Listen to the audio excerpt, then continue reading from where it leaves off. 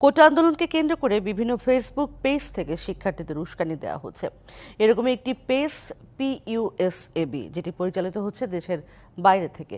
এর অ্যাডমিনরা ডানপন্থী হিসেবে পরিচিত। এছাড়া সাধারণ শিক্ষার্থীদের হত্যার হুমকি দেওয়া হচ্ছে বিভিন্ন আইডি থেকে। খোঁজ নিয়ে দেখা গেছে এসব আইডি চালায় বেসরকারি বিশ্ববিদ্যালয় ছাত্র দলের নেতারা।